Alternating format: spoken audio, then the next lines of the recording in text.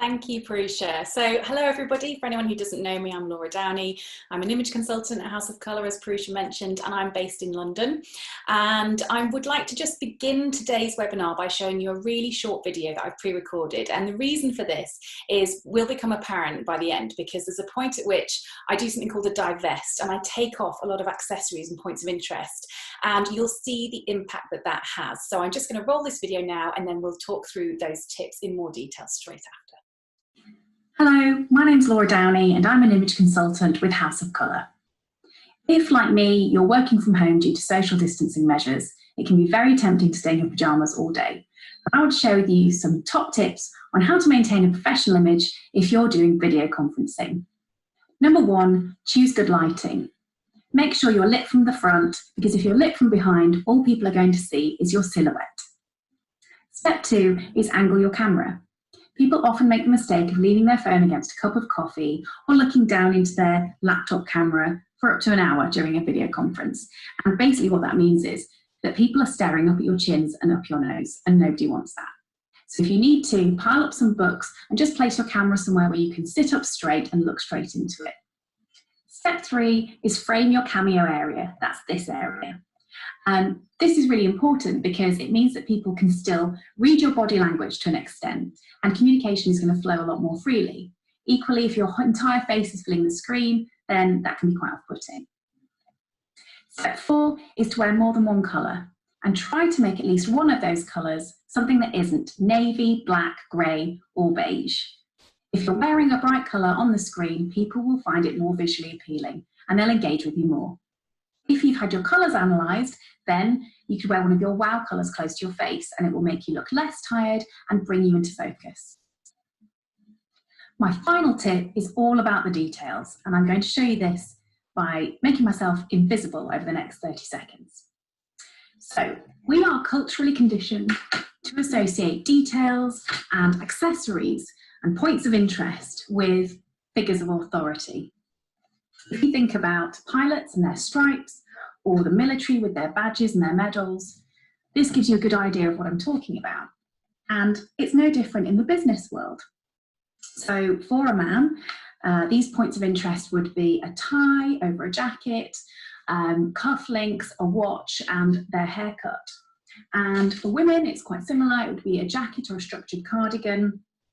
It would be your jewellery, your makeup and your hairstyle and your watch. And as you can see, as I gradually remove all of these details, I'm starting to look younger, I'm starting to have less authority on the screen, and I probably wouldn't be taken quite so seriously.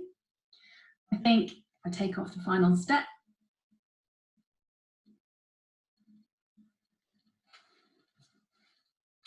now I've pretty much disappeared and lost all of my authority. So as you can see, even if you're working from home, it's really important just to add these tiny details if you're going to have a video conference. Otherwise, you're going to lose that professional authority on screen. Now, I'm going to quickly put all of that back on so that I don't lose you completely. So to recap, my top 5 tips for video conferencing are: make sure you're well lit, angle your camera so you can sit up straight, frame your cameo area, wear a little bit of colour, and accessorise for authority. If you follow these easy tips, then you can still maintain a professional image while working from home, even if you're wearing your pyjama bottoms. There we go. So hopefully you saw the impact of that divest at the end. I don't know if the video was a bit shaky for some people, but you will have hopefully got the picture. And what I'd like to do now is just walk through those top 5 steps again, give a little bit more detail, but I'm going to focus on those final 2, the colours that you wear and the how to boost, dial up or dial down your authority on screen with accessories. So I'll cover those in more detail. So the first tip I talked about was lighting. And this is so important because if you cannot be seen, people just won't look at you and listen to you. And if you sit in a room where you've got sort of really bad lighting, maybe you're lit just from behind or from the side, you can balance this out using a light, just like I'm doing here. And my tip there would be try to use one which has a soft lit effect like this, or has a shade on it, because otherwise you're just going to be creating more shadows from another direction. So that's a really easy tip. We've all got lamps lying around. If you are sat near to a window, try to make sure it's a north facing one, because if the sun comes out, you're just going to be blinded. So that's tip number one. The second was around your camera angle. So this is around bringing it up to eye level, sitting up straight, and just giving yourself that nice straight back. So as Purusha mentioned, we don't want to be looking up everybody's nose all the way through a video conference. And I cannot tell you the number of people I've seen interviewed, really highly professional people on the 6 o'clock news at the moment, and all I can see is their nostrils, and I just want to be like, what are you doing? Just raise your camera. So that's that tip. But added to that is just give it a quick wipe. All of our cameras at the moment are sort of embedded into our laptop screens, or most of them are. That's exactly where your thumb goes every time you open and close that laptop. So just give it a wipe. You're going to really improve your quality of the camera quality. The third tip was frame your cameo area, and this really just means pushing your seat back a foot away from your laptop, no further, and you're good to go. If you're worried about people still being able to hear you, then just close all your windows and doors, because then you're going to take out that background noise, and then you shouldn't have a problem. So colour. Now, I'm going to start by just walking you through a little bit of colour theory. And if you all remember back to school, you may remember there are 3 primary colours. We have red, yellow and blue, and if we mix these in varying quantities, we get all of the other colours in the world. And there was a very prominent artist and art researcher in the last century called Johannes Itten, and he led a team of researchers at the Bauhaus Art Institute who delved quite deeply into this. And what they found was that all colours in the world have either more blue base or more of a yellow base. And that's true except for all colours except for primary red, which sits right in the middle and has equal flow. So if I just put a colour wheel onto the screen for you here, this is the House of Colour colour wheel, then I can talk you through this. What Johannes Itten found was that if you take all of the yellow colours, you can put those yellow-based colours at the top of the wheel, all of the blue-based colours are at the bottom of the wheel, but you can also split them again into colours which are either bright and clear or soft and muted. And on this colour wheel here, we have bright clear colours being spring, top right, and winter, bottom left. They look like you're looking through them at a pane of glass, looking at them through a pane of glass. Whereas the soft and the muted colours, they look like they've had a little bit of maybe emulsion mixed in with them, or you're looking at them through smoke or through frosted glass, something like that. So that's how you get these 4 sections, these 4 categories. Now, every colour in the world sits into one of these 4 categories, and that's including our skin tone. When I talk about skin tone, I'm not talking about the kind of the outer skin tone that you would see at a glance when you look at somebody.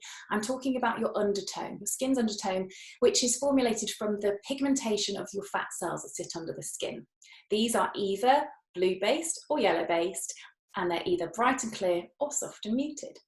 And what we found is that if you put colours together that belong in one of these categories, then they harmonise. They're really pleasant to look at together.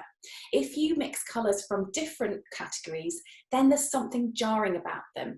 They start to lose their appeal on their own.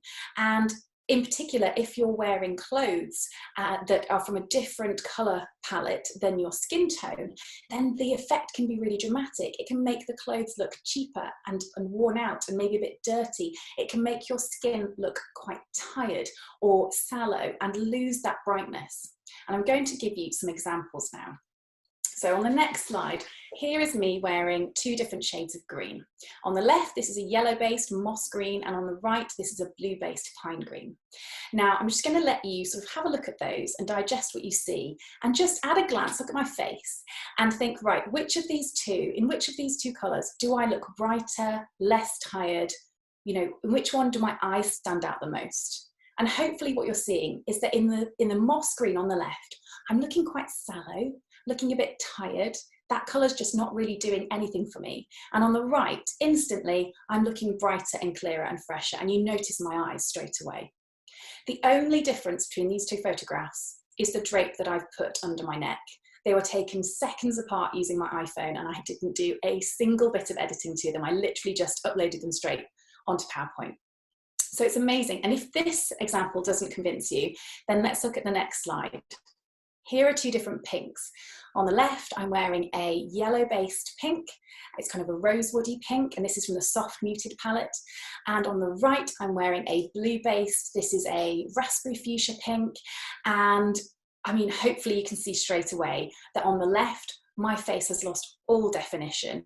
I haven't got any cheekbones, I haven't got any jawline. I've just kind of I've gone 2D. And then as soon as I put that bright fuchsia on, the blue-based fuchsia, I've got all of my features back, and my skin looks brighter and clearer. And I actually think I look like I've lost about 10 pounds. And again, these photos were taken about 30 seconds apart, and they were selfies. I literally just took them with my iPhone. So this just, I think, really demonstrates really well the power that colour can have when you're wearing the right colour close to your face.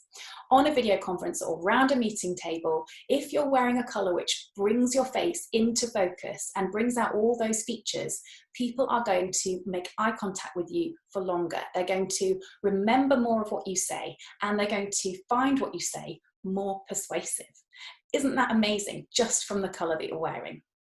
So I know what lots of people might be thinking, which is, well, you know, we're all in lockdown. How on earth are we going to find out what our best colours are and avoid wearing ones which we look terrible in? And if we come off that slide now, what you might remember is that there is one colour that isn't yellow-based or blue-based, and that is true red. This colour suits everybody, and this is why it's such a prominent colour in historical uniforms.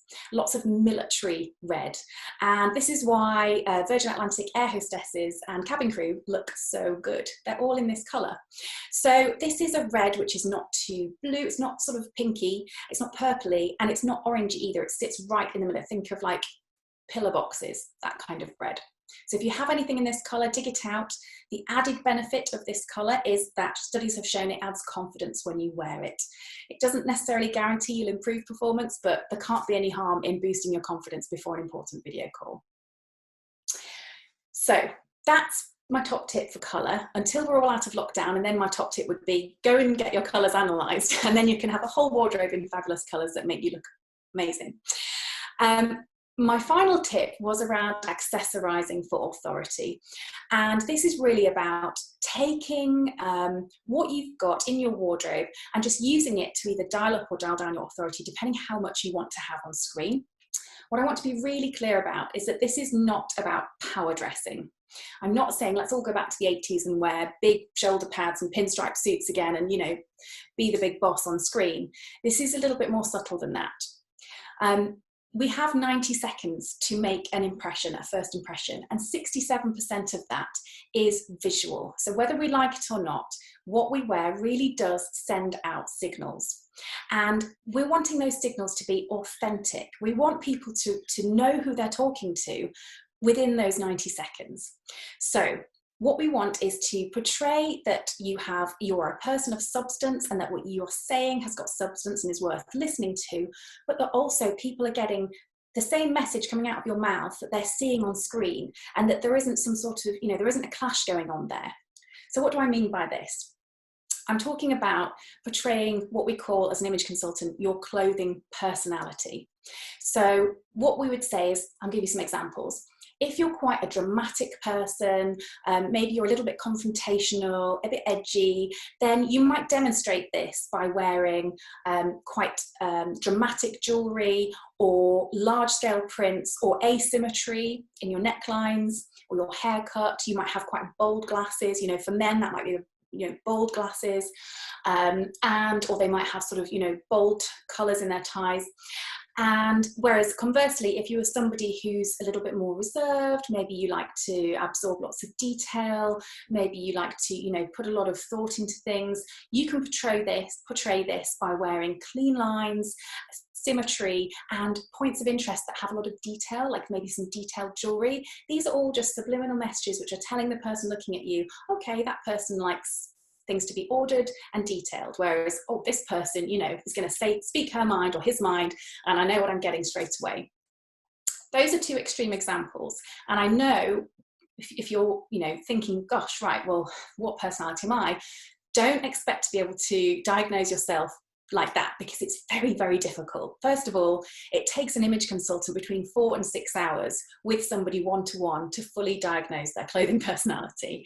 But, you know, you can at least have a vague idea and think, right, okay, well, in a room full of people, would I describe myself as the kind of the person who enters the room and is a bit of a showstopper, or am I the person who sits and analyzes and you know, thinks about things? So they're just some very high level descriptions of what clothing personalities you might want to portray, depending on who you actually are. In terms of the golden rule, so what would I recommend that people actually wear? Well, the golden rule is, if you wouldn't wear it to your office, then don't wear it to your work conference call.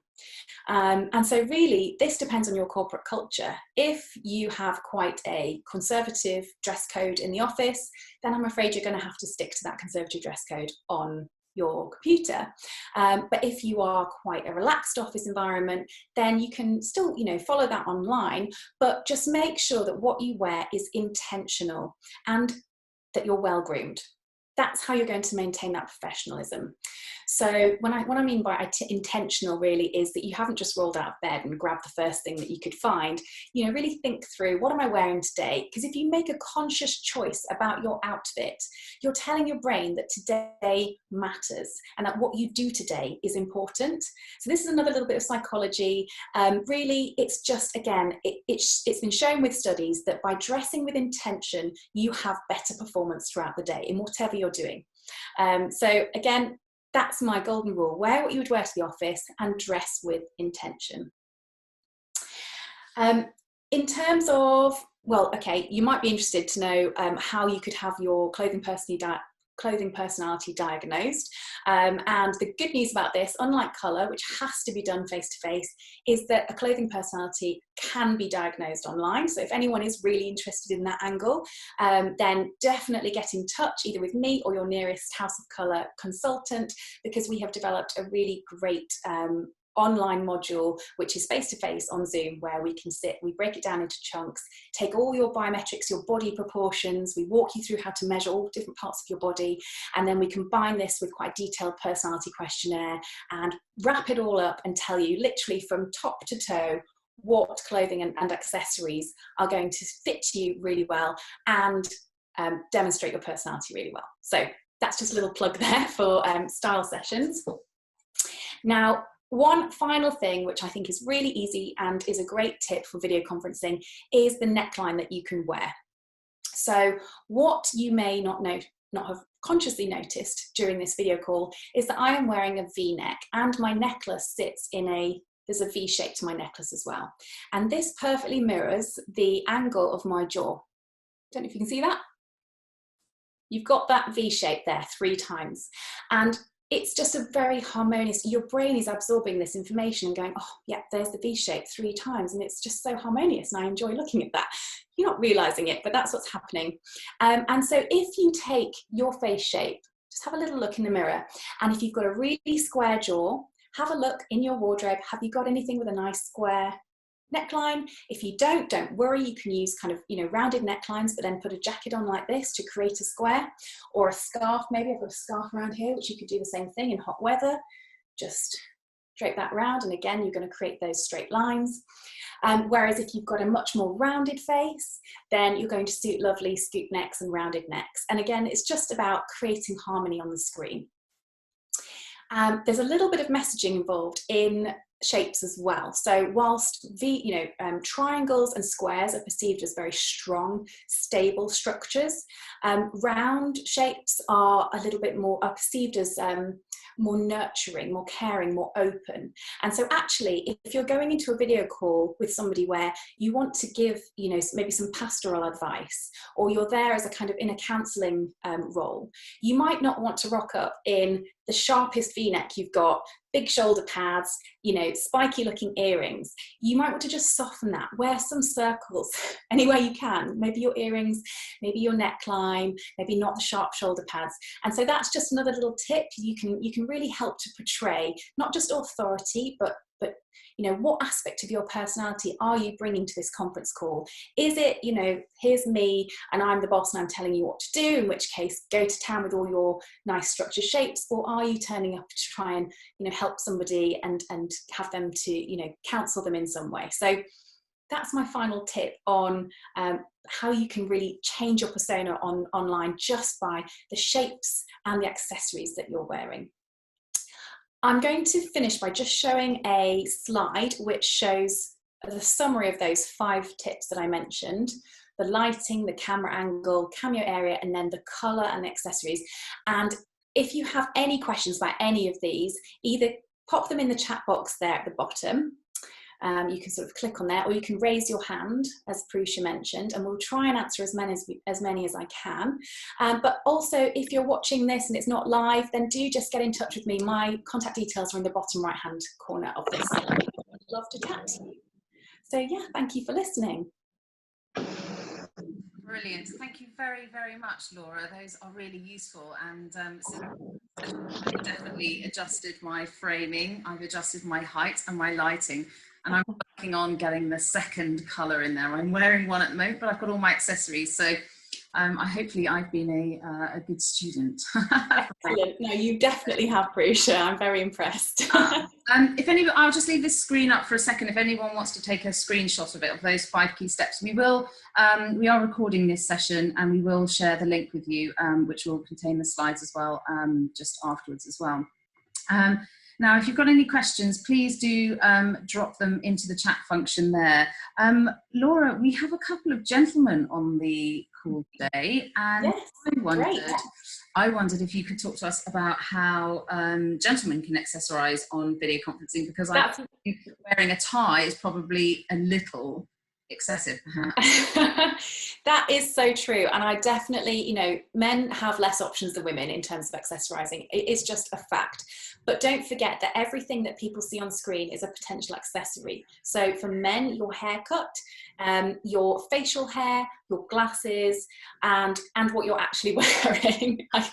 I can so, you know, as long as what you're portraying is intentional and well groomed, so, you know, facial hair is becoming more and more acceptable these days in professional settings, as long as it's well groomed and it's in a shape that, you know, you've chosen and demonstrates who you think you are inside, on the outside, then great. Keep it well groomed. I know it's really hard in lockdown, unless you've got somebody who's got, you know, excellent hairdressing skills just living with you, then we're all going to struggle a little bit, but do what you can. In terms of what they can wear, think about collars. So for men, a collar can either be structured, very structured if you have those starched ones with the little like metal bits in, or it can be quite soft and unstructured. And again, this is giving a message across. A very, very structured one might be for a job interview or for a very important meeting, whereas a more relaxed one, it just softens your neckline again, like I was talking about with the women's options of necklines. So the collars that you wear, you know, they are potentially an accessory in their own right. Think about whether you want to portray colour in your shirts or your jackets. So if men take off a jacket and they're just wearing a shirt on screen, the kind of general rule is that the darker the shirt, the more authority you will carry. So that might not be an option if you've only got a wardrobe full of white shirts, but if you have got some choice, go for a darker colour if it's a meeting where you want to have more authority on screen. I'm trying to think of some other examples, but for men really it's about just being well groomed, and you know, as you're talking, you're moving your arms. You can see here my details on my wrist, you can see my watch, my jewellery. So for men, do still wear your watch, even if, you know, you think it's a bit pointless, because as you move your arms on screen, people are going to take that in and spot it as just one extra accessory. It's going to elevate you that little bit.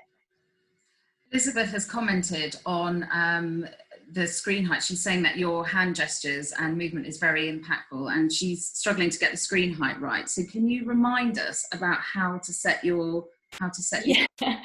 Yes, so you pretty much want to look like a passport photo.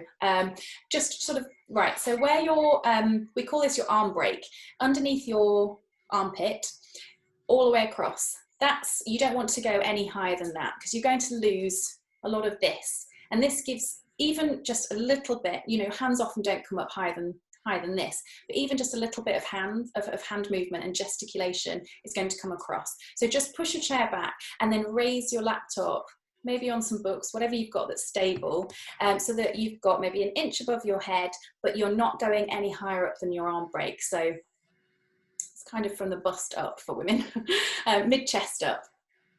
I think you were saying about having the camera roughly on your eye line as well. So I've, my laptop, I bought a little laptop raiser that I got from Amazon, and it's a collapsible thing, and it elevates the laptop. I wouldn't be able to work on it because the keyboard's at an angle, but it does raise. I know the ones you mean. Yeah.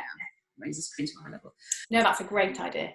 Elizabeth, if you're interested in a bit more about virtual presenting, we did run a session 2 weeks ago with New Wave, and the recording of that is actually on our platform, and they specialise in how to present virtually. And so they were talking sort of beyond all the image side that Laura's come from. They were talking about you know, voice and how to frame and lots of other tips as well. So that might be a really useful video for you to go back and watch, and that's on the platform. I think just looking at the chat that's coming in as well, I think we've experienced summer, a lot of summer over the last 4 weeks, and now we're kind of back into winter. Now, obviously, when it is a hot day, there's a real tendency when people are at home to wear kind of strappy tops and all of those sorts of things. What's the general etiquette on what you should and shouldn't wear depending on the weather?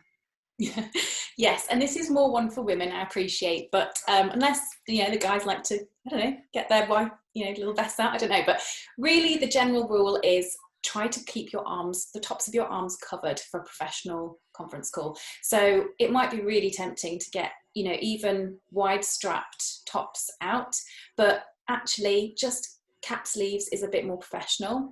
The more skin you have on show, the less professional you will appear on screen. So even though it might, you know, you might feel a little bit hot, do try and cover up a little bit. My tip would be natural fibres. So wear cotton, wear light colours if there is a bit of sun coming in, and just wear things which are breathable, so that you're not going to sit there sweating in you know, synthetic fibres. So really linen and cotton are really good options if you're having to sit on a conference call all day but keep your arms covered. Go for those natural fibres. Same with men's shirts, just a cotton shirt rather than anything synthetic. Great. And we've got a question about backdrops. We've got somebody who's working at home in their child's bedroom with flowery blue wallpaper. So do you have any tips on background? Yes, and I have a colleague who is also working in their child's bedroom with Bob the Builder wallpaper, and what she has done is buy this pop-up white screen, which is like, you know how tents, you can twist them and they go into tiny bags. It's one of these, and it, like, you untwist it and it pops up and it's huge, and it basically sits behind her whenever she's on a conference call. I think she props it up with the ironing board, and she just looks then like she's sat in front of a completely white screen. I don't know how much they cost, but I doubt it's very much. So, you know, if that's a concern, I definitely recommend one of those, because she looks very professional now. And if she ever wants to joke with us, she just pops it down and we all have a laugh at the wallpaper, and then she pops it back up again. Correct. I think there are also some options in Zoom. If you go to the little up arrow next to video, you can also choose a virtual background. So you can pop yourself under the Golden Gate Bridge in Hawaii and places like that, I think. And there are also some tips on YouTube. We had a photographer run a session a couple of weeks ago, and she'd actually created her own background with all of her own branding on, and she just learnt that from a YouTube video. So if that is something that is really important to you going forward, maybe have a check out of that as well. That's a great idea. I've just noticed you have the Zest logo in your background, which is great. I think I maybe need to blow up my House of Colour logos a bit more and have those behind me. It's a great idea. That's the sign from my old office. I found it in the shed, and I had a problem with light coming through that window, so I've sort of slightly wedged it up there. But it's yeah, it needs hanging properly. It's a bit precarious at the moment. Very good. It does the job. In terms of, you talked about colours, and I think once you've had your colour analysis, it definitely makes shopping much easier, because you can go into a shop and you can immediately discount anything that's not in your portfolio. Have you got any tips for people in terms of if they need to sort of adapt their wardrobes during this period of lockdown, they need to buy a few more items? What sort of tips have you got for them going on and buying these online? Because there's no opportunity to really look at the true colour of things or sort of shapes and styles. Are there some kind of generic pieces that people, you know, would be a kind of a safe bet that would give that authority that people are looking for, perhaps in business meetings? Yes, so I'm thinking about what's currently in style for Spring Summer 20, and for women there's this style called staple elegance, which is basically taking what you would normally have in your wardrobe, the lovely kind of just very simple basics, but then adding a bit of a 70s silhouette to it. So there are lots of lovely, slightly billowy blouses in sort of chiffon or those kind of lovely lightweight fabrics, and those look very, very professional on pretty much anybody. They come with a variety of collars as well. So if you have an angled face like I do, they come with pointy collars, or if you have a really rounded face, then you can get the ones with a little pussy bow. They're really lovely at the minute, and they'll pretty much suit any body shape from the waist up. And what else would I say? Colours, it's just so difficult, because unless you've had your colours analysed, you're just going to be, you know, shooting in the dark. But if you have had your colours analysed, then I would recommend posting a link to what you're interested in on one of the House of Colour Facebook groups for colour, because then you'll have lots and lots of other people who may have already bought that item, or consultants who have seen that item in real life, and they'll be able to tell you, oh yes, that's autumn, that's spring, that's blue based, that's yellow based. Otherwise, it's going to be a case of ordering lots of things and sending lots of things back once lockdown lifts. And I know that's a little bit, you know, a lot of people are not quite comfortable with that at the moment. We don't know where the economy's heading. In terms of buying online at the moment, what's really interesting is the number of sales. So retailers have taken a huge hit for obvious reasons. There's no footfall in their shops, and we're all quite nervous to buy things online without seeing them, and with the current financial climate. Now, it was on the 6 o'clock news, the 8 a.m. news this morning. I was watching it on BBC One, talking about how we can expect some really significant discounting from the online retailers from now going right through into summer. They've got an awful lot of stock that they need to sell that they can't put onto the shop floor. Or if they do put it onto the shop floor, there isn't going to be that same volume of purchasing. So now is not the time to be buying cheap things. I would say use the same money you would have spent before and buy more investment pieces at a discounted price. You're definitely going to get a better spend for you. You know, this is just definitely the way I would go with this. Investment pieces that will last you several years, to go for classic designs, something that isn't just a flash in the pan trend that's really, you know, a little bit wacky. So that would be my number one tip as well for buying online at the moment. Check out those sales and try and buy the same quantity, but go for the higher end values at a discount. Brilliant. I think it's really interesting that we've always been able to identify almost the job that anyone does, or the position that they hold, through the clothes that they wear in a professional capacity. So if you're in London, people are quite often in suits and the like. And so it's definitely much more challenging when you come on a call like this, and there are lots of people here. You can't really easily identify the role that anyone has. So there's a lot more that is required in terms of getting to know people, and I guess having that, as you say, you never get a kind of second chance to make that first impression. And so if that first impression is visually based, then it is one that's really important. Absolutely. And this is why I believe so passionately in the clothing personality diagnosis, and being able to just, even with those small clues, tell somebody in an instant who they're talking to. So yeah, I would highly recommend that to anybody who is interested in really honing down their wardrobe into something which truly represents who they are. Brilliant. Got a couple more questions. We've got one around lipsticks. And in terms of makeup, how heavy or bold should you go when on camera? And similarly, in real life, are bolder lipsticks much better for authority as long as they suit you? So this is very interesting, and this completely depends on your colouring. So I am actually a winter. I don't know if you figured that out from the colour wheel and what I'm wearing, but I suit, and within the winter palette, I suit quite dark, sultry colours. So my skin tone looks best when it has these slightly darker, bolder colours on my lips. Whereas if I was somebody who was very fair, maybe from a different palette, then much softer, paler lips would suit me much better. So it really, that's really a colour diagnosis question. The general rule is that actually on a video conference, you can pull off lipstick much more than in real life, because people need to see, especially if you're in gallery view, people need to see your lips moving. And if you don't have any definition there, then they can't even lip read you. So, you know, I would highly recommend lipstick on a video call. I think that people don't necessarily see lipstick these days as something that's for just going out on a night. We've moved through the sort of 90s nude face look, and we're back into embracing colour. And so, yeah, I would say play with your lipstick, see what you've got, see what you feel really good in. At the end of the day, it's about having confidence on screen. So if a lipstick makes you feel terrible, don't wear it. Whereas if it makes you feel great, then wear it. Brilliant. And then just one last question around personality. Notice that, you know, you've sat very still, and you've moved around a little bit with your hands and sort of a little bit of head movement. We've got Zach, who thinks that he's making people seasick because he moves around a lot. So have you got any other further tips on how much we should or shouldn't move? I mean, again, I know a lot of this was covered in the New Wave presentation as well. So what would be your tips around movement?